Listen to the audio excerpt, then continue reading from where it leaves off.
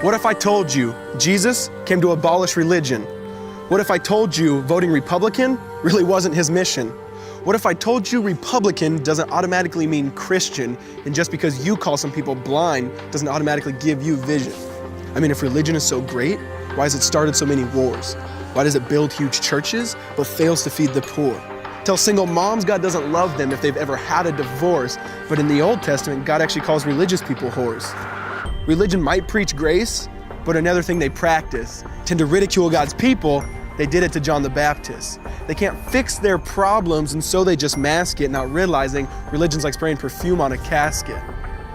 See, the problem with religion is it never gets to the core. It's just behavior modification, like a long list of chores. Like, let's dress up the outside, make it look nice and neat. But it's funny, that's what they used to do to mummies while the corpse rots underneath. Now, I ain't judging, I'm just saying, quit putting on a fake look.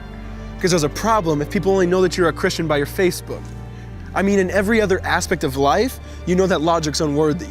It's like saying you play for the Lakers just because you bought a jersey. See, this was me too, but no one seemed to be on to me. Acting like a church kid while addicted to pornography. See, on Sunday I'd go to church, but Saturday getting faded, acting if I was simply created to just have sex and get wasted.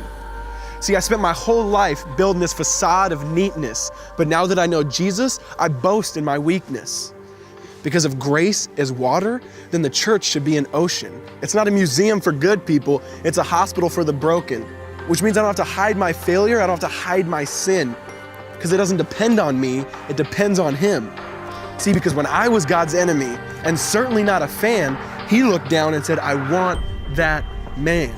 Which is why Jesus hated religion, and for it He called them fools. Don't you see so much better than just following some rules? Now let me clarify. I love the church, I love the Bible, and yes, I believe in sin.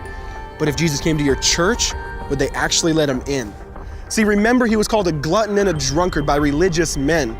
But the Son of God never supports self-righteousness, not now, not then. Now back to the point, one thing is vital to mention, how Jesus and religion are on opposite spectrums. See, one's the work of God, but one's a man-made invention. See, one is the cure, but the other's the infection. See, because religion says do, Jesus says done. Religion says slave, Jesus says son. Religion puts you in bondage, while Jesus sets you free. Religion makes you blind, but Jesus makes you see. And that's why religion and Jesus are two different clans. Religion is man searching for God. Christianity is God searching for man.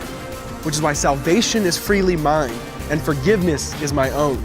Not based on my merits, but Jesus' obedience alone. Because He took the crown of thorns and the blood dripped down His face. He took what we all deserved. I guess that's why you call it grace. And while being murdered, He yelled, Father, forgive them. They know not what they do. Because when He was dangling on that cross, He was thinking of you. And He absorbed all your sin and He buried it in the tomb, which is why I'm kneeling at the cross saying, come on, there's room. So for religion, no, I hate it. In fact, I literally resent it. Because when Jesus said, it is finished, I believe He meant it.